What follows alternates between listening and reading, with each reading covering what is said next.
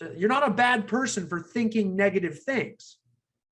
But if you allow them to turn into words, that's what starts the spiral. So we got to have a filter on saying negative things about people, places, and things, about blaming, complaining, and justifying.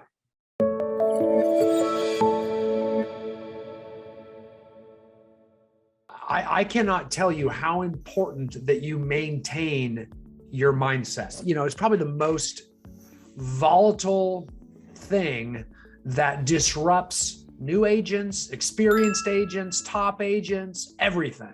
From coaching, I mean, I've literally been coaching and training agents for over 30 years now. So I've watched thousands of agents, literally thousands of agents perform. And it baffles me on how agents that I would not otherwise deem successful succeed solely because of their mindset. Or highly talented, intelligent, gifted, socially connected, you name it, agents fail because of what normally is a good mindset, but then all of a sudden they have a momentary lapse in reason. And that mindset goes off the rails a bit. I cannot tell you how frequent of an issue this is.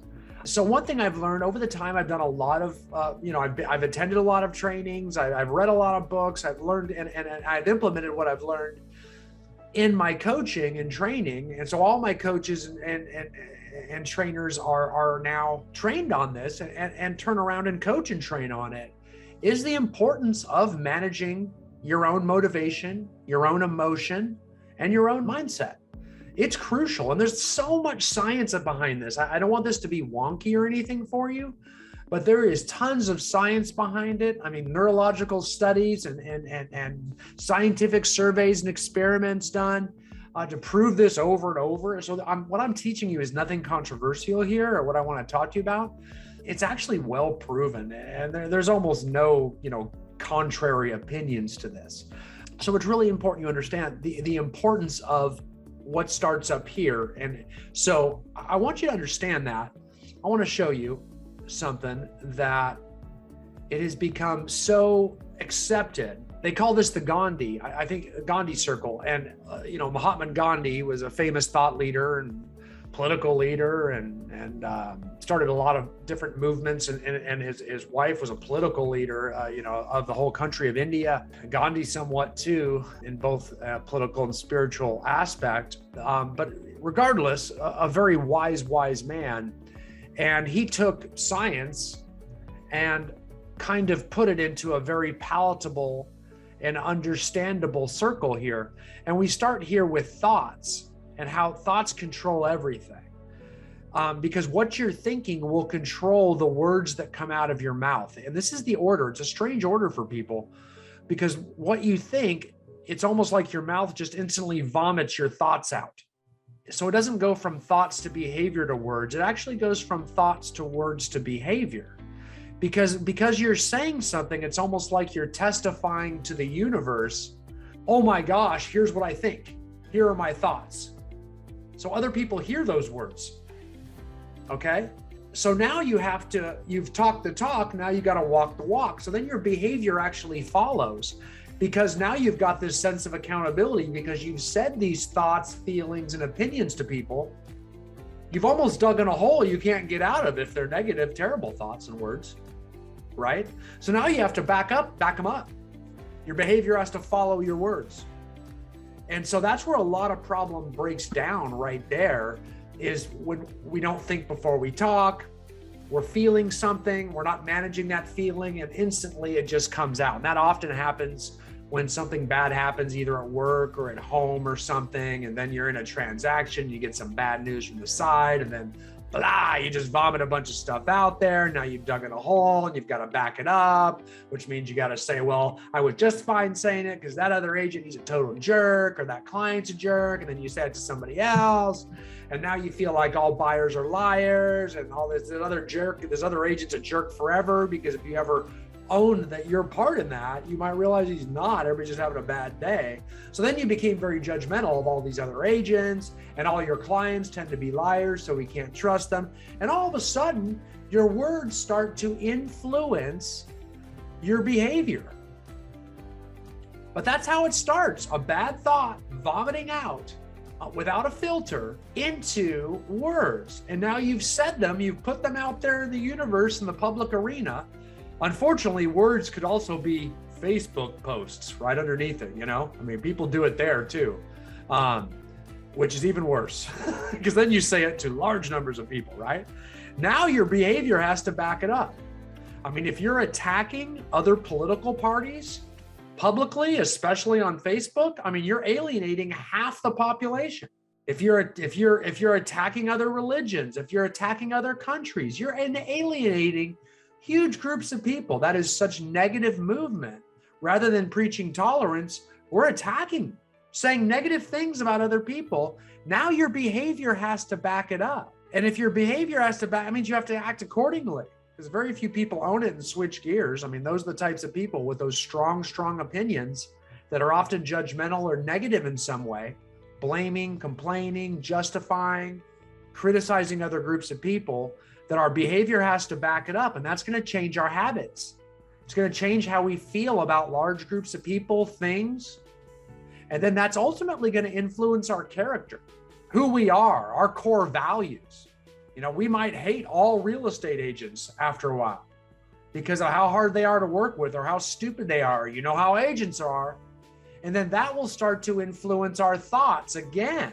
Now our thoughts are starting off with rose-colored glasses, or I should say, like, you know, dark brown, black colored glasses. They are jaded. Even harsher words, use harsher amounts of negativity. That's going to make our behavior even worse and more dramatic and more extreme. That'll make our habits even worse, and that'll diminish our character even further. And then we start again with even worse thoughts. And you can see how this is when people spiral and get out of control, and you see it. I mean, I think you see that spiraling all the time. You've seen it in other people you know. I think throughout like 2-year COVID period, I mean, you could see it right on social media. You'd see people just go, shh. I mean, over a course of 2 years, you just see them go wackier and wackier. I can't believe you're putting that out there. I can't believe that he or she's saying that publicly. But then next month, they get even worse. And you're like, whoa, it's getting worse. And then, I mean, you just see it. That's that spiral. You literally see them going through that Gandhi circle. Guys, it's public. If you as a real estate agent are doing this, venting negativity or problems, careful who you do that in front of. Certainly don't do it in the public arena. I would not do that in front of anyone. Watch if you do that amongst, you know, affiliates, lenders, title companies, you know, people like that, home warranty companies, inspectors. Watch who you say it to. Watch who you say it to in your real estate offices, on your real estate teams. Watch who you say to it, whoever you're cooperating with as other agents. Be real careful about your thoughts turning into words, because you start saying bad things about other people, places, and things. That's going to start changing your behavior, your habits, and ultimately your character. Don't think that negative things that come out of your thoughts, those are natural. So you're not a bad person for thinking negative things. But if you allow them to turn into words, that's what starts the spiral. So we got to have a filter on saying negative things about people, places, and things, about blaming, complaining, and justifying. Okay, those are my 6 things. Don't say bad things about people, places, and things. No negativity around those things. And don't blame them, complain about them, or justify your actions because of them. Because you got to own that, right? Like, let's try to be diplomatic. Let's try to be positive. And if you own stuff yourself, man, everyone respects that. It just shows the diplomacy, the leadership, and the professionalism. And my God, definitely do this with your clients. Because you start blaming the other agent or the other party to the transaction, the buyer, the seller on the other side, oh my goodness, you're just going to light a fire under them. And you look like a complainer. I mean, act like you've been there before. This stuff happens all the time. Instead of blaming, say that's really quite normal behavior. It's unfortunate, but it's quite normal. So you calm it down.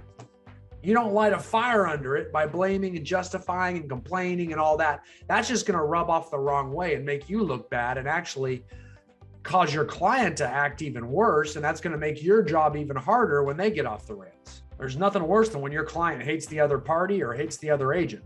They're just going to start acting out of spite and making illogical decisions. So it's really important we watch our thoughts and the words, okay?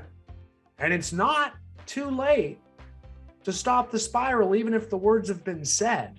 Admitting you were wrong or admitting you were looking at it from the wrong context or the wrong perspective is a very, very valuable, albeit difficult way to put the toothpaste back in the bottle and reboot. I would prefer you not have to do that if we could just keep that filter up, but I know how it goes. Sometimes you just have a rough day and it comes out. When it comes out, it's always best to collect yourself, because if you let that spiral run naturally, man, you can form some really jaded opinions that are just incorrect. You could be the best person in the world. You could be God-fearing. You could be a good parent. You could be an amazing human in most people's eyes, but you formed some jaded opinions about other members of your real estate or professional community because that spiral ran rampant in a few instances.